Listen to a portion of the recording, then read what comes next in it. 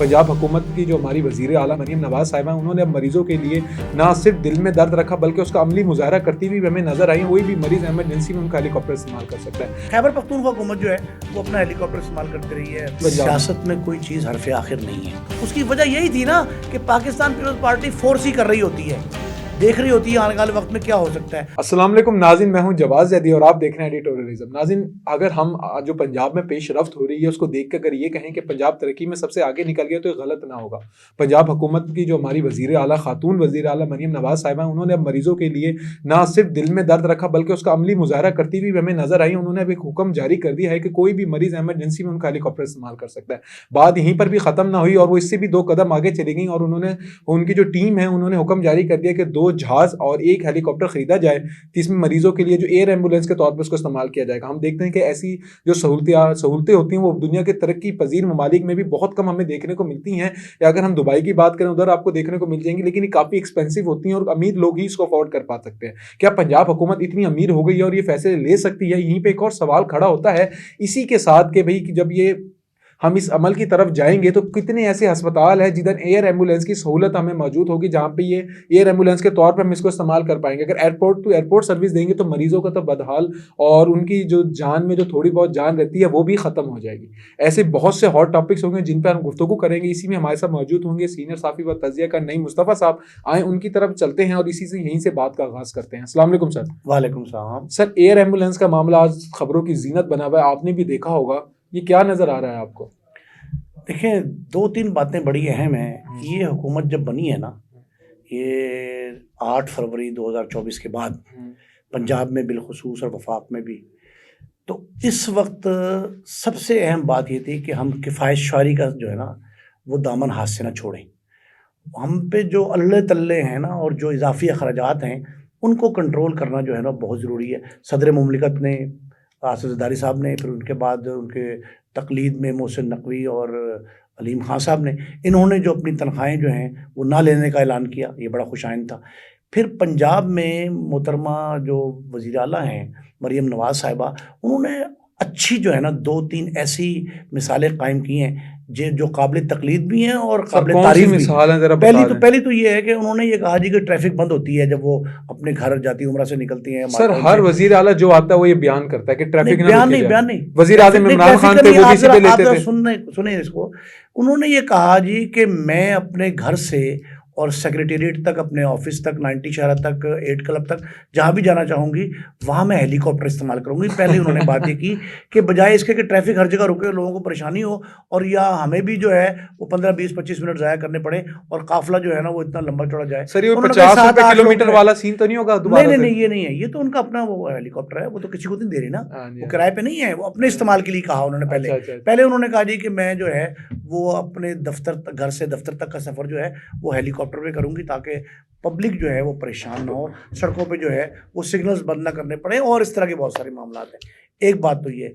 दूसरी अहम बात ये है, उन्होंने ये कहा जी कि मेरा हेलीकॉप्टर हाजिर है एयर एम्बुलेंस के तौर पे, कोई हंगामी सूरत हाल होगी तो मरीज को, किसी को या मुतासरीन को। अब देखें, उनका हेलीकॉप्टर हाजिर है, कोई हंगामी सूरत हाल होगी। सवाल यहाँ पे ये उठता है कितने अस्पताल हैं जो एयर एम्बुलेंस की सहूलत रखते हैं? अच्छा, कहाँ जहाज से डायरेक्ट लैंडिंग कराई जाएगी? देखें, मैं आपको हेलीकॉप्टर से मोहसिन नकवी साहब ने निगरान वज़ीर आला के तौर पे 2-3 अच्छे काम किए थे। अच्छा, PIC की जो बिल्डिंग है, जो उनके साथ सर्विसेज हॉस्पिटल की बिल्डिंग है, जिन्ना की ऑलरेडी ऐसी है, जनरल हॉस्पिटल है, वहाँ बहुत एम्पल स्पेस है जहाँ हेलीकॉप्टर लैंड कर सकता है और आप जो है ना उसका हेलीपैड बना सकते हैं वहाँ।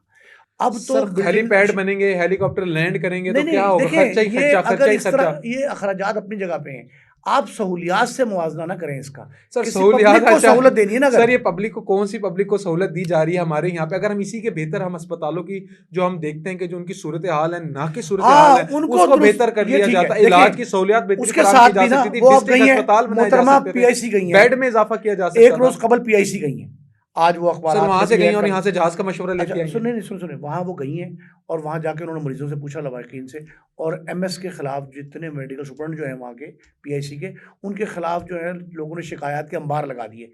उस पे मोहतरमा बहुत भरम हुई और उन्होंने कहा जी कि इस मामला को दुरुस्त करें, कमेटी एक कायम कर दी। उन्होंने कहा अगर हालात ठीक ना किया आपने 2-4 दिन में तो मैं इस पे सख्त एक्शन लूँगी। तो ये जहाँ था उन्होंने ये तजर्बा कर रहे हैं, दुनिया जहान में ऐसा है कि आप, अच्छा हमारे कराची में भी किया गया था, सिंध गवर्नमेंट ने एक दफ़ा किया था कि हेलीकॉप्टर जो है वो फराहम किया था मरीजों के लिए, या सर जहाँ उसका जो नतीजा आया था वो आपको सामने दहशतगर्दी, था। हाँ दहशतगर्दी के जो वाक़यात थे उनमें खैबर पख्तूनख्वा हुकूमत जो है वो अपना हेलीकॉप्टर इस्तेमाल करती रही है परवेज़ खटक साहब के, महमूद खान साहब के दौर में।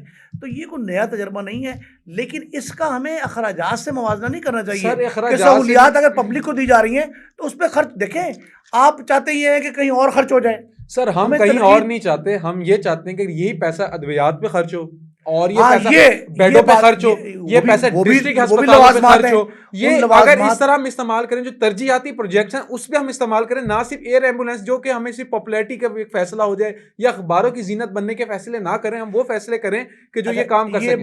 बात ठीक है। देखें, हमें पॉपुलर डिसीजन जो है ना वो पब्लिसिटी के एंगल से नहीं लेना चाहिए, वो पब्लिक के फैसिलिटेशन के एतबार पॉपुलर से। डिसीजंस हमेशा पब्लिक एक्शंस में होते हैं, अच्छा, पॉपुलैरिटी एक्शन, अब सॉरी पॉपुलैरिटी एक्शंस होते हैं हमारे पास अच्छा, ना। अब इनको चाहिए ये कि ये वाक़तन अगर अवामी खिदमत करना चाहते हैं ना, हुक्मरान वफाक में या सूबे में, इस सियासत से हट के बात कर रहा हूँ, अगर वो वाकई खिदमत करना चाहते हैं तो उसके लिए इस तरह के काम ज़रूर करें जिन पे अखराजात, देखें कौमी ख़जाना जो है टैक्सेशन जो आती है वो इसी वजह से आती है। लोग जो अपने कमाई से जो हुकूमत के सर खजाने में जमा करा रहे पाकिस्तान में होते तो हैं, टैक्स का कोई फायदा नहीं होता ना, आवाम की खिदमत में नहीं रहते हैं, नहीं यहीं पे वो अगर आगे यही कह बढ़े, रहा हूँ ना, वो बेहतर है कि उस पर लगाया जाए ना। बेहतर है उस पर लगाया जाए। आप हाँ आगे बढ़ते हैं, ईद का मौका है, रमज़ान करीम चल रहा है, रमज़ान मुबारक ईद सर पे ही है हमारे गालबन, और हम ये देखते हैं कि रमज़ान के बाद, रमज़ान में लोग अमूमन बहुत ज़्यादा शॉपिंग करते हैं और महंगाई का एक तूफान हमें देखने को मिलता था। वहीं पे अगर महंगाई से हम थोड़ा आगे बढ़े, बाजारों की बंदिश, रात 10 बजे बाजारों का बंद हो जाना, अब high court, Lahore high court का फैसला आ गया कि बाजार रात 12 बजे तक खुले रहेंगे और हफ्ता भर जो मतलब वीकेंड्स होते हैं उस पर 1 बजे तक बाजार खुले रहेंगे। इस फैसले को आप किस तरह देख रहे हैं और अवाम में इस फैसले का किस तरह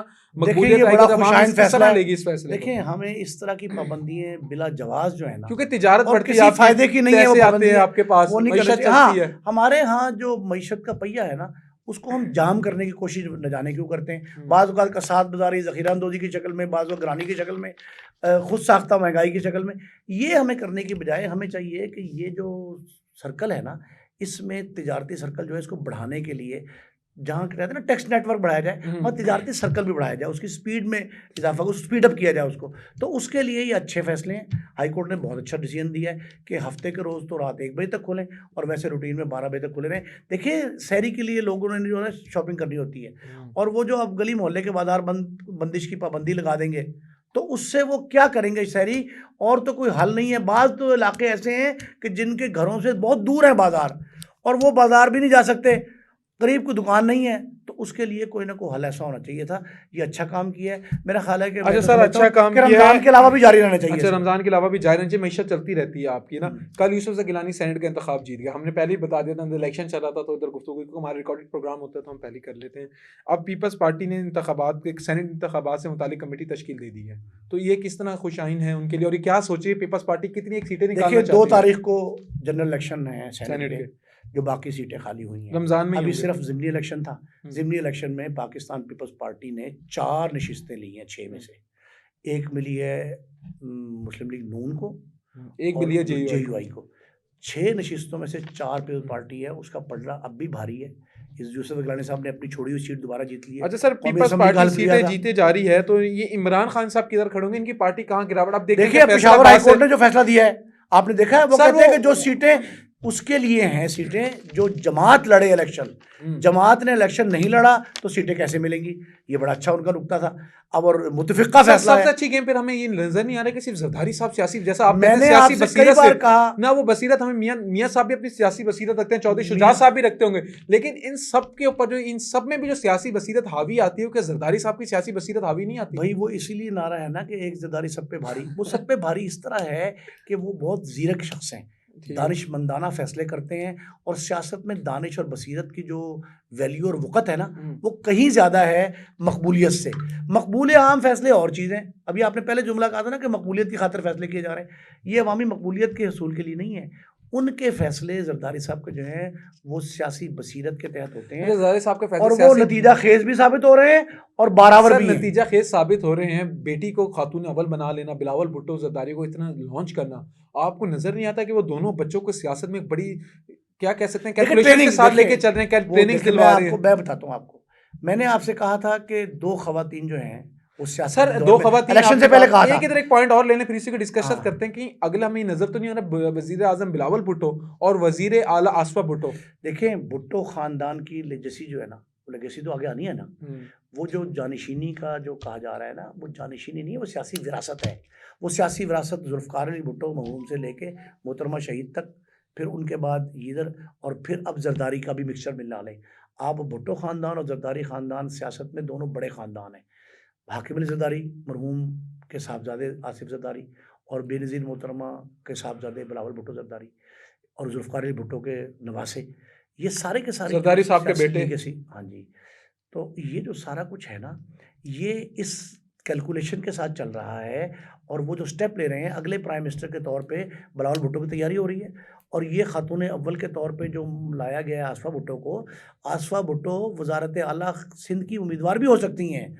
जिस तरह पंजाब में मियाँ नवाज शरीफ की यही हम साहबजादी कह रहे हैं, इस तरह वहाँ आसिफ जरदारी की साहबजादी, बेनज़ीर भुट्टो की साहबजादी जो हैं वो वज़ारत आला और के अगर सर मनसब पे आ सकती पंजाब, हैं। अगर हम नजर आ रहा है कि पीपल्स पार्टी बहुत तेजी से पंजाब में नजर जमाई बैठी है, उसको कैप्चर करने के ख्वाब देख रही है, ना सिर्फ देख रही है, अमली कार्रवाई भी करती हुई नजर आ रही है। बिलावल भुट्टो साहब का इलेक्शन लड़ना, चाहे वो हार गए, लेकिन उन्होंने अपनी मौजूदगी जाहिर की उधर पंजाब में ना। और इसी तरह पंजाब से गवर्नर आ रहे हैं, पंजाब में पीपल्स पार्टी के होंगे, यूसुफ गिलानी साहब chairman senate Punjab Peoples Party के होंगे।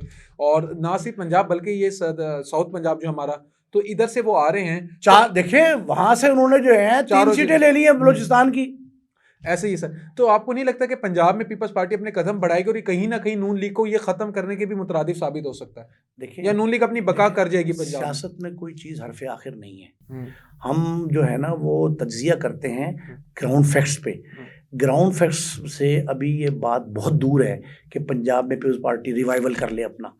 एक दौर में यहाँ रहे हैं, मतलब गुलाम मुस्तफा खर साहब जब वो थे पीपल्स पार्टी के गवर्नर, वज़ीर आला थे मलक मिराज खालिद साहब, वज़ीर आला थे हनीफ रामे साहब, ये पीपल्स पार्टी के बड़े नामवर लोग थे। सर पीपल्स पार्टी की तो बुनियादी लाहौर में रखी गई, तो पंजाब की पार्टी है। अब शेख रशीद साहब बाबा सोशलिज्म थे, वो यहाँ थे, पीपल्स पार्टी के बानियों में शुमार होता। डॉक्टर मुबशर शेख रशीद साहब का भी बानी शुमार होते हैं पीपल्स बानी पार्टी थे, शेख रशीद साहब, मुबशर हसन साहब, ये सारे बानियों। डॉक्टर मुबशर हसन, सर क्या वजह बनी उनके साथ चले गए? नहीं वो शेख रशीद साहब और हैं। अच्छा, ये कौन से शेख रशीद? ये शेख रशीद नहीं है, बाबा सोशलिज्म शेख रशीद मरहूम जो थे, ये शेख रशीद अहमद, शेख अब्दुल रशीद में फ़र्क है। अच्छा, अब ये जो शेख रशीद साहब थे, ये सारे के सारे यहाँ लाहौर, वो रफ़ीक साहब जो रफ़ीक शेख साहब थे, वो बड़े आदमी थे।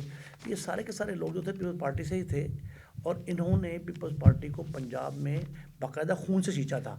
अब दोबारा जो है ना ये वक्त अगर आ रहा है, पीपल्स पार्टी कोशिश कर रही है, तो खुशाइंद है। उसको सिंध की जमात नहीं बन के रहना चाहिए, उसको बाकी सूबों में आना चाहिए। बलूचिस्तान में उसने, लेकिन सर जरदारी साहब की बसीरत ऐसी होती है, वोट कहीं से भी नहीं, नज़र पूरे आते हैं ऐवानों में और हर जगह छाए रहते हैं। अपनी वर्थ बनाना ही सबसे अक्लमंदी है। मैंने कहा था कि पाकिस्तान तहरीक इंसाफ जो है वो मुंतशिर होती जा रही है। अगर उसने सियासी बसीरत का मुजाहरा ना किया तो आने वाले दिनों में उसका नाम और निशान खत्म हो जाएगा। उसकी वजह यही थी ना कि पाकिस्तान पीपल्स पार्टी फोर्स ही कर रही होती है, देख रही होती है आने वाले वक्त में क्या हो सकता है। वो बिलावल भुट्टो जरदारी को और आसफा को लॉन्च कर रहे हैं, वो लॉन्च कर रहे हैं इसी बिना पे कर रहे हैं ना कि वो विक्ट्री स्टैंड पे लाके उनको प्राइम मिनिस्टर अनाउंस करेंगे, चीफ मिनिस्टर अनाउंस करेंगे। तो ये इक़्तिदार की जो रस्साकशी अपनी जगह पे, इक़्तिदार की हसूल की कोशिश अपनी जगह पे है। हसूल की कोशिश जारी रहनी चाहिए ना। जी नाज़रीन, आपने देखा इक़्तिदार की कोशिश जारी रहनी चाहिए, और आपने देखा कि मरीम नवाज साहिबा जो हेलीकॉप्टर बना रही, आवाम की जो खिदमत में सर फहरिस्त नज़र आ रही हैं, और ना सिर्फ आवाम की खिदमत में सर फहरिस्त नज़र आ रही हैं, कभी वो ट्रैफिक से बचने के लिए अपने लिए हेलीकॉप्टर का इस्तेमाल कर लेती हैं। जब खान साहब इस्तेमाल कर रहे थे तो बहुत ज़्यादा तनकीद की जाती थी, अब वही काम मरीम नवाज साहिबा करती हैं और हमें नज़र आ रही। तो गालबन हमें समझ नहीं आती ऐसा क्यों होता है कि जब कोई हुकूमत में होता है तो वो जब अपने पुराने फैसलों पर तनकीद कर रहा होता है, अपोजिशन में बैठ के जो दावे कर रहा होता है, हुकूमत में आके उनको भूल जाता है। ये तो आपने फैसला करना है कि आपको किस तरह की खिदमत चाहिए और आपने किस तरह बहैसियत अवाम अपने हकूक़ आप हुकूमतों से लेने। इसी के साथ हमें दें इजाज़त, मिलते हैं एक नए प्रोग्राम के साथ, तब तक के लिए अल्लाह निगहबान।